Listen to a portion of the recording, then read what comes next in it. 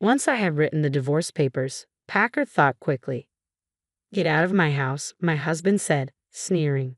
Provocatively beside him, his mistress was dreamily looking around the house. "Wow, all this high-end brand furniture. How lovely. It's a house that fits me perfectly." I felt a twinge at those words and reminded my husband, "Just so you know, I'm taking all my personal things with me on moving day." "Okay then," my husband looked at me as if he was about to burst out laughing.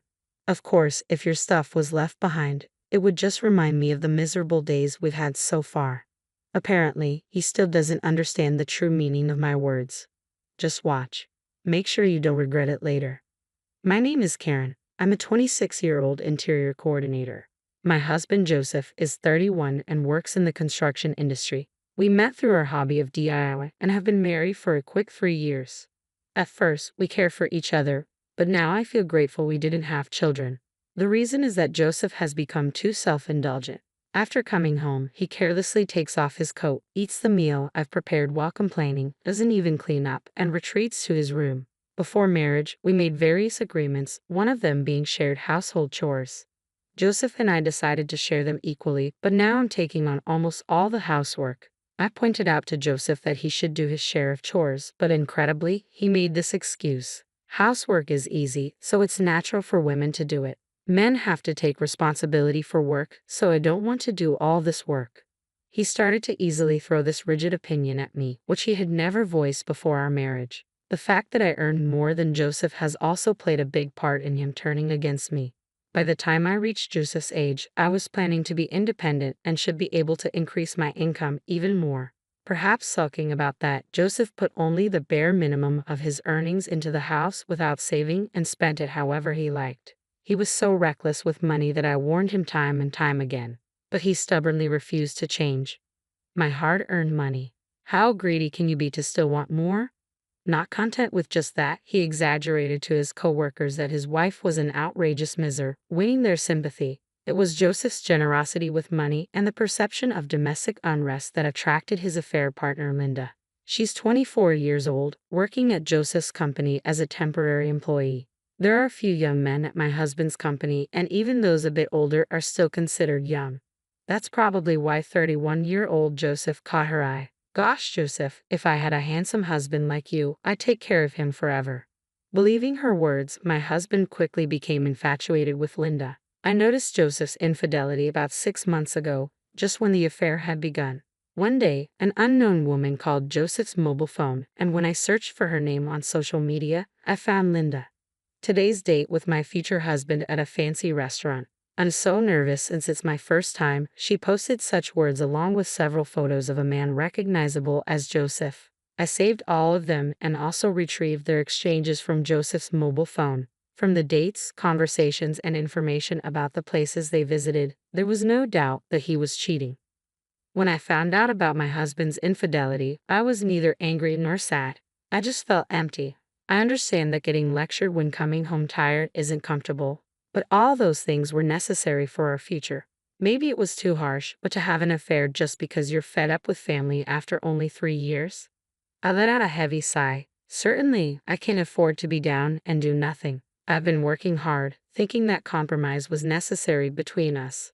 But I simply couldn't tolerate the cheating anymore. I decided to divorce him. I started looking for a lawyer to end my marriage with Joseph. 1 month later, on a Saturday, I decided to bring Joseph and Linda together for a discussion. Naturally, they were shocked when I contacted Linda.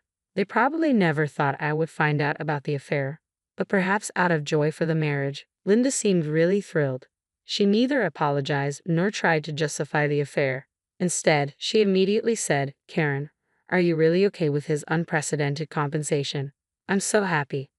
I calmly replied to her, "That's right. Joseph and I decided before our marriage not to divide our assets." At that moment, Linda held hands with Joseph and celebrated.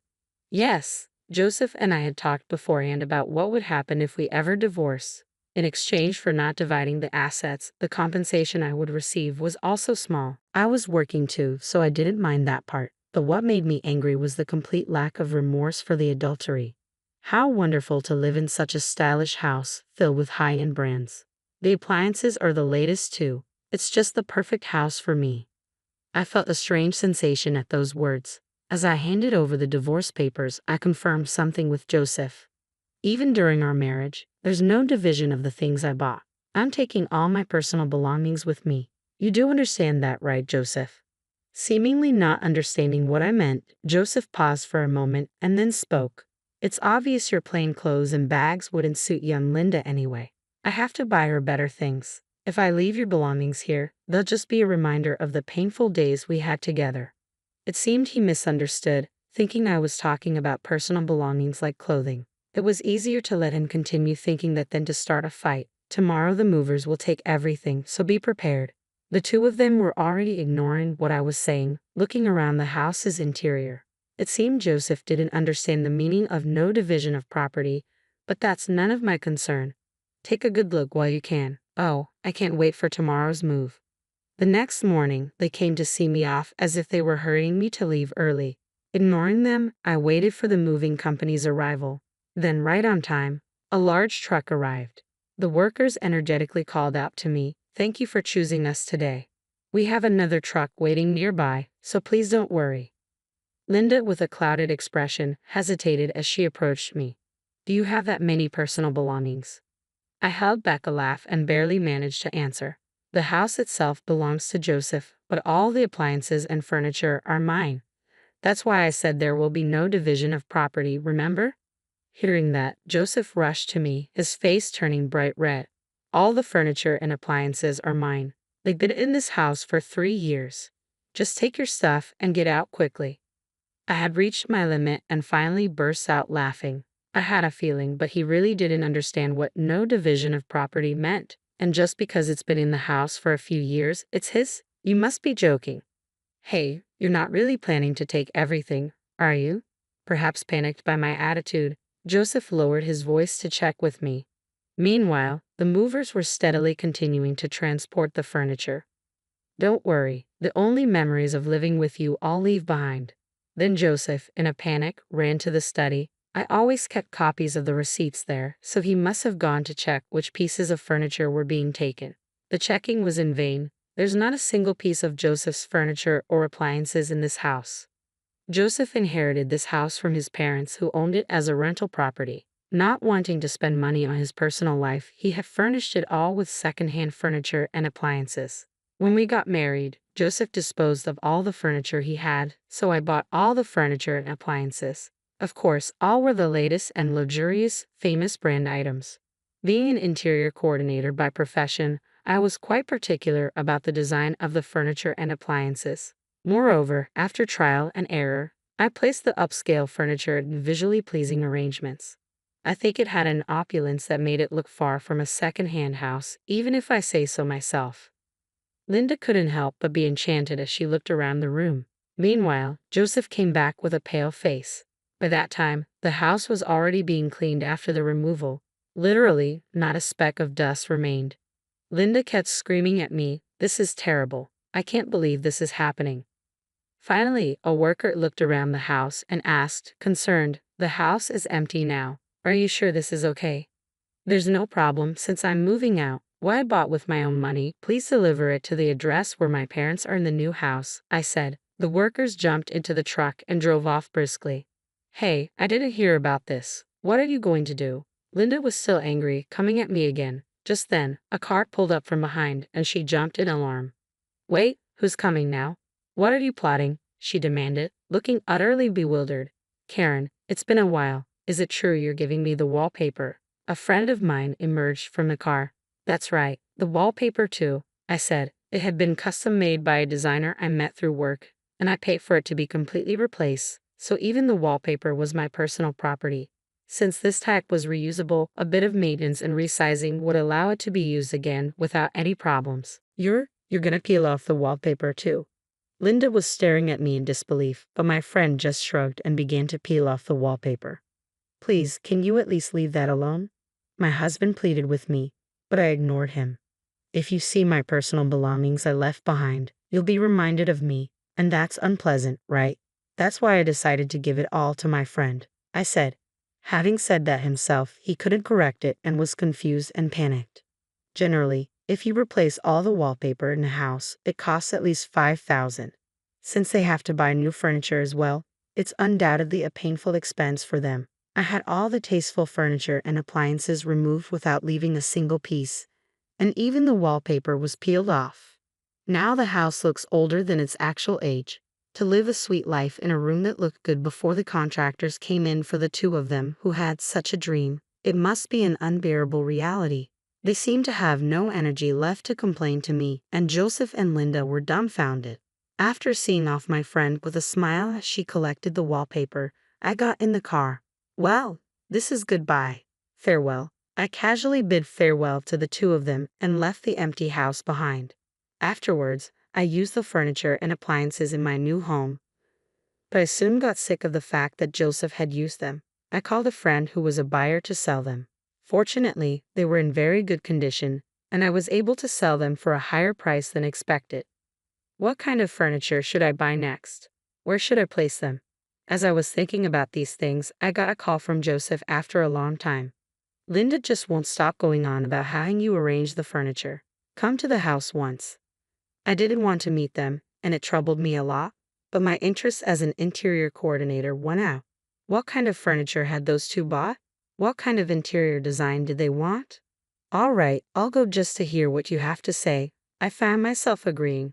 Really? Remember, you promised, Joseph exclaimed with apparent joy before hanging up. On the promised day, I arrived at their place and was shocked at what I saw. They hadn't even re-wallpapered, and as for the furniture and appliances, it was all obviously second-hand stuff gathered from used goods stores. It looked exactly like a cheap apartment where a student might live. A whole month had passed since we parted ways, and this was just too much. Wait, what is this? This is beyond an interior design problem. I was at a loss for words. Linda took this as an insult and exploded in anger. We gathered this stuff just to live for now. We'll replace it soon. Since you took everything, use your connections or whatever and make this a house we can brag about to our friends. She seemed to be very unhappy with a life surrounded by second-hand furniture and appliances. She was irritated throughout our conversation. Even asking for the budget, it wasn't enough for my fee. What's this? You're a talented coordinator, but you can't do this. You're useless, Linda said, facing me with indignation. No matter how skilled, any coordinator can't do much with such a limited budget. This is ridiculous and way beyond connections, I explained, feeling stumped. She seemed serious about having me arrange high-end brand furniture and appliances on such a tight budget. Linda, now entirely frustrated, finally began to explode in anger. This is ridiculous. Did you come here just to look down on me? If you don't like it, I'll leave, but if you want to furnish your home on that budget, you should at least polish your interior sense. You really are making fun of me, but just because you have a slightly fashionable job, don't get so overconfident. Hey, stop it. Joseph tried to calm Linda down with a weary look on his face. Joseph, say something to her, Linda demanded. Just stop it, both of you. Linda, please be quiet. I'm sorry for the noise. After everything, I had to marry Linda. But as you can see, she's angry all the time, and it's tough every day, Joseph said, his voice weary. Apparently, after I left, they had a big fight in the now empty house. Linda had already quit her job to get married and hadn't reported the marriage to her parents, so she had nowhere to go. Joseph confessed that he married Linda solely out of compromise so she would take care of the housework. But such a marriage was bound to fail, and thus he had given up so soon. Please, Karen, help me fix our relationship again, begged Joseph. I responded, clearly annoyed. What's this? Planning to cheat on me next? No, the thing with Linda was just temporary confusion. After you left, I realized that there's no one more wonderful than you. Karen, you're not serious, are you? I suddenly realized I had raised my voice. You're the one who told me to get out of this house, right? I divorced you just like you wanted. You can't possibly expect me to change my mind now. Please, Karen, don't call me by my first name so casually. This rundown house is your chosen castle with your affair partner. You two should get along together. Wait, Karen.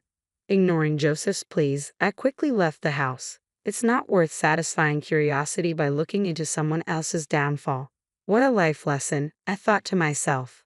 Later on, I heard that Joseph and Linda begged their parents to help with the cost of purchasing furniture and appliances, but they were apparently disowned by both sets of parents. No one would help with buying furniture and appliances, let alone forgive them for marrying after an affair. So they reluctantly continued to live in that second-hand house. I can't even muster any sympathy for them anymore. It's the result of their actions. As for me, I recently met a male interior designer through work. Lately, on weekends, we've been going out together quite often. I've been cautious about dating men for a while, but maybe it's time to think about starting a new life. With those thoughts in mind, I'm off on another date today. Your sister deserves this vacation more than we need a baby. My husband's voice crackled through the phone, attempting to sound confident but betraying a hint of nervousness. I've already transferred our IVF savings to her account. I stood in our kitchen, my hand gripping the counter as I processed his words. The $45,000 we'd spent 3 years saving, the money that represented our hopes and dreams of starting a family, gone. Given to his sister Emma for a luxury European vacation. Perfect, I replied, my voice steady. Thanks for letting me know. There was a pause on the other end. This wasn't the reaction David had expected. He'd been prepared for tears, for anger, for the emotional outburst he'd grown accustomed to dismissing as my baby fever. Instead, he got calm acceptance. Look, Olivia, he started, his tone shifting to the condescending one he perfected over our 8 years of marriage. Emma's been through a rough divorce. She needs this break. We can always save up again for the IVF. You're only 34, there's plenty of time. I looked down at the papers on the counter in front of me, documents I'd received just 2 weeks ago from my doctor. Papers that would have shattered David's convenient narrative about plenty of time. Papers that made his betrayal even more devastating. You're right, I said, surprising myself with how easily the lie came. Emma deserves this. I hope she has a wonderful time. Really? David sounded suspicious now. That's it, no argument? No argument, I confirmed. I need to go, I'm running late for my shift at the hospital. I hung up before he could respond, before the trembling in my hands could reach my voice. As a pediatric nurse, I'd learned to keep my composure in crisis situations. Right now, that training was the only thing keeping me together. 2 weeks ago, my doctor had called me in for a private consultation. The results of my latest fertility tests showed that my condition was deteriorating rapidly. If we wanted to conceive through IVF, we needed to act within the next 3 months. After that, my chances would drop dramatically. I hadn't told David yet. I'd been waiting for the right moment, gathering resources, and making plans. Now I realized I'd been right to keep it to myself. My phone buzzed with a text from Emma. OMG sis. David told me what he did. You're the best for understanding. Can't wait to post pics from Paris. Love you. I stared at the message, remembering all the times Emma had competed with me for David's attention and resources. The emergencies that always seemed to coincide with our important moments. The way she talked David out of our previous IVF attempt 2 years ago because she needed help with her down payment. Family comes first. She'd insisted, while David nodded along. My hands stopped shaking. A strange calm settled over me as pieces clicked into place. All those years of playing second fiddle to Emma's needs, of watching David prioritize his sister's whims over our future, they'd been leading to this moment. I opened my laptop and logged into our joint account. As expected, David had cleaned it out. All our careful saving, the extra shifts I picked up, the bonuses I contributed, transferred to Emma's account that morning. What David didn't know was that I'd seen this coming.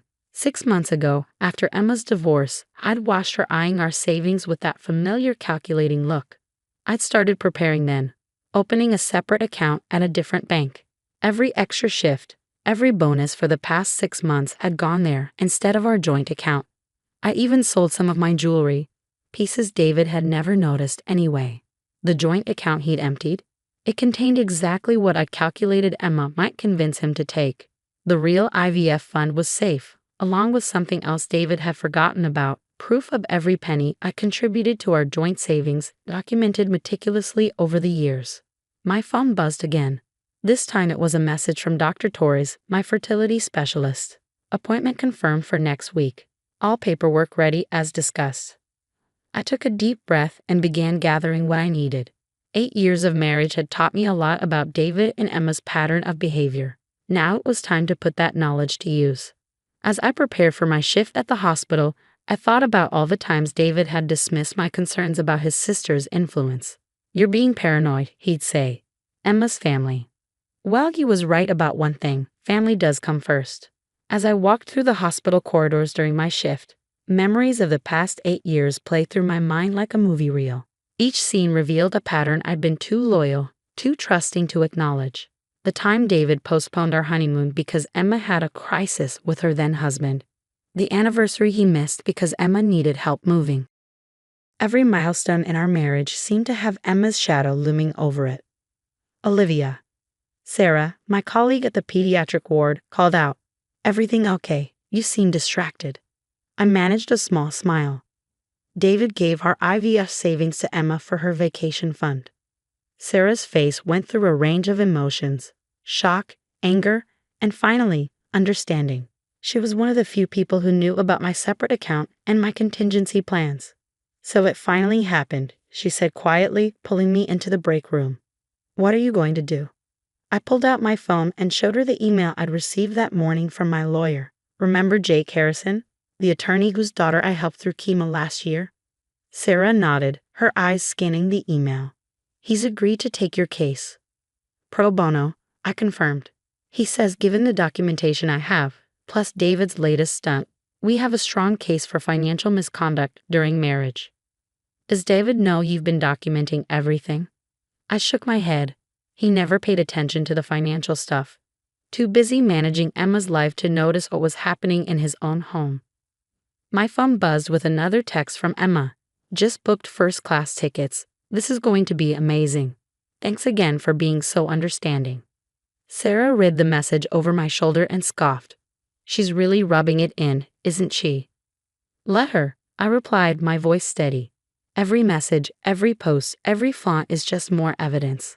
During my lunch break, I called Dr. Torres to confirm the details of our plan. As one of the top fertility specialists in the state, she had connections with several clinics that offered financing options. Between my separate savings and their program, we could proceed with the IVF as planned. "Are you sure you want to do this alone?" she asked gently. "I'm sure," I replied.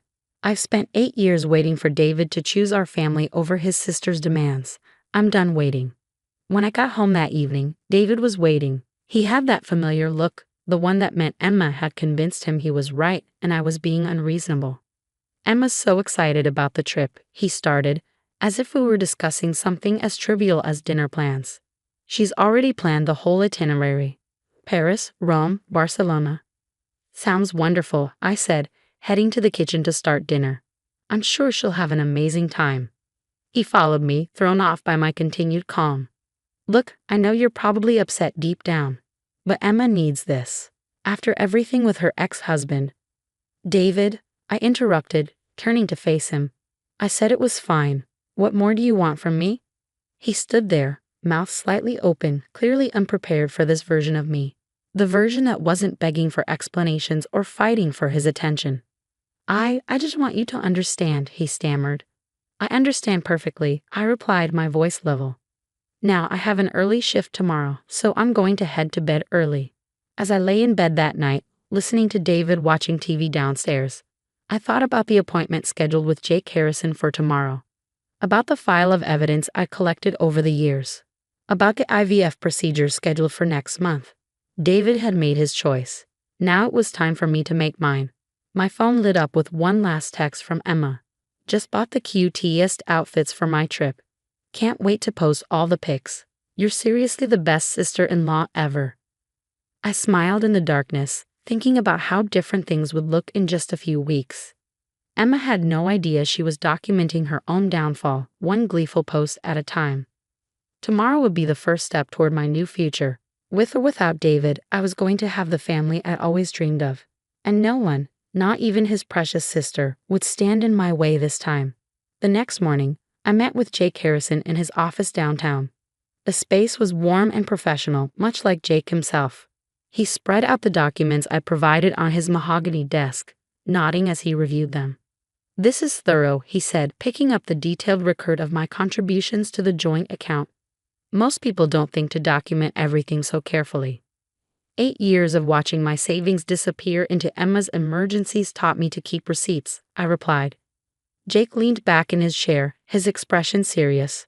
The transfer to Emma's account yesterday, that's what we call the smoking gun. It shows a clear pattern of financial misconduct and misuse of marital assets. I pulled out my phone, showing him Emma's latest social media posts. Designer shopping sprees, first-class ticket confirmations, luxury hotel bookings, all paid for with our IVF fund. She's not exactly being subtle about it, Jake observed, taking screenshots. This actually works in our favor. Have you told David about your medical situation? I shook my head. Not yet. I wanted to secure my position first. Smart, he nodded. Given the time-sensitive nature of your condition and the fact that he gave away funds specifically saved for medical treatment, we can request an emergency hearing. As Jake outlined our strategy, my phone buzzed with a text from David. Emma's so happy. I knew you'd understand once you had time to think about it. You're amazing, babe. I showed the message to Jake, who added it to our growing file. He's building our case for us, he mused. Does he have any idea you're here? No, I replied. He thinks I'm at work. I took a personal day. Good. I'd like to file everything today. The sooner we move, the better our position. Jake gathered the papers into a folder. Are you ready for what comes next? Once we file, there's no going back. I thought about the years of putting my dreams on hold, of watching David consistently choose his sister's wants over our needs. I'm ready. That afternoon, while David was at work, I went to the bank and closed our joint credit cards. Jake had advised me to protect myself financially before the paperwork was served. I also withdrew my portion of our remaining joint savings, a measly $3,000 that Emma hadn't managed to convince David to share. When I got home, there was a package waiting on the doorstep. Inside was a framed photo of Emma with a note. For your living room, so you can see how amazing the money was spent. Love you. The audacity might have hurt once. Now it just strengthened my resolve. I was preparing dinner when David came home, whistling. He stopped short when he saw me calmly setting the table for one. Where's my plate? He asked, confusion evident in his voice. I think you should eat at Emma's tonight, I replied evenly. She'll probably want to show you all her new purchases. Are you angry? He seemed genuinely puzzled. I thought you were okay with this. I'm not angry, David. I'm done. I placed a manila envelope on the table. You've been served. His face went from confusion to shock as he opened the envelope. Divorce papers? This is ridiculous. All this over Emma's vacation? No, I said quietly. This is about 8 years of watching you choose your sister over our marriage. The vacation fund was just the final straw. You're overreacting, he sputtered. We can save up again for the IVF. Actually, we can't. I handed him the medical documents I'd been keeping to myself. I needed that treatment within the next 3 months. But don't worry, I'm still getting it. Just not with you. The color draining from his face as he read the doctor's report. Why didn't you tell me? Would it have mattered? I asked. Would you have said no to Emma? His silence was all the answer I needed. I have an IVF appointment next month, I told him. I'm doing it on my own, with my own money you and Emma can't touch. I suggest you start looking for a place to stay. Your sister has plenty of room, I hear. Olivia, please, he started, but I cut him off. Check your credit cards before you leave. They're closed. And don't bother checking the joint account. I've withdrawn my portion. You can keep the rest, though I suspect Emma's already got plans for it. As David stood there, stunned and speechless, I felt a weight lift from my shoulders. 8 years of compromising, of coming second, of watching my dreams slip away. It was finally over. And my new beginning was just around the corner. 2 months later, I sat in Dr. Torres' office, staring at the ultrasound screen with tears in my eyes. Against all odds, the first round of IVF had been successful. I was pregnant. Congratulations, Dr. Torres smiled warmly. Your numbers look excellent. I'd say all that careful planning paid off. As I left the clinic clutching my ultrasound photos, my phone buzzed. It was a message from my lawyer. Final divorce hearing scheduled for next week. Emma's vacation posts have been invaluable evidence. Emma's European adventure had turned into a social media spectacle. Designer shopping sprees, luxury hotels, champagne-soaked yacht parties, all meticulously documented on Instagram. Each post had been carefully added to our court documentation, proving exactly where our IVF savings had gone. David's attempts to justify the situation had grown increasingly desperate. Emma needed this break, he'd argued during mediation. It was a mental health necessity. The mediator had been unimpressed, especially when presented with Emma's social media feed. Mental health necessity? She questioned, looking at photos of Emma partying in St. Tropez. This looks more like reckless spending of marital assets. I pulled into my new apartment complex, a cozy place closer to the hospital where I worked. Sarah was waiting outside with a care package. "Well?" she asked eagerly as I approached. Wordlessly, I handed her the ultrasound photo. Her squeal of delight echoed across the parking lot. "I'm going to be an aunt," she exclaimed, hugging me tight.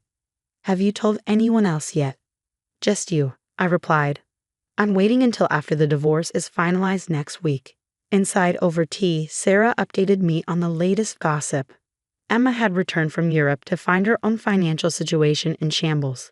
The vacation had burned through not just our IVF money, but her own savings as well.